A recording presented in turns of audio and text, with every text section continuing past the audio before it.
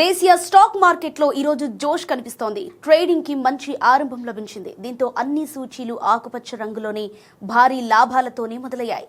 ఇప్పుడు ఆ వివరాల్లోకి వెళ్దాం. సెన్సెక్స్ 26 పాయింట్లకు పైగా లాభపడి 84,654.40 వద్ద ప్రారంభమైంది. నిఫ్టీ దాదాపు 46 పాయింట్లు పెరిగి 25,982 పాయింట్ల వద్ద స్టార్ట్ అయింది. ఇక నిఫ్టీ మిడ్ క్యాప్ అయితే 74 పాయింట్లకు పైగా గెయిన్ అయి 59,839.60తో లాంచ్ అయింది. నిఫ్టీ బ్యాంక్ 102 పాయింట్లకు పైగా ప్లస్ అవటంతో 58,316.30 వద్ద శ్రీకారం చుట్టింది. ఇక రూపాయి మారకం విలువ 88.21 వద్ద ఉంది. ఇక ఏఎంసీలు నష్టాల్లో నడుస్తున్నాయి. ఈ జాబితాలో HDFC, Aditya Birla Sun Life, Canara Robeco ఉన్నాయి.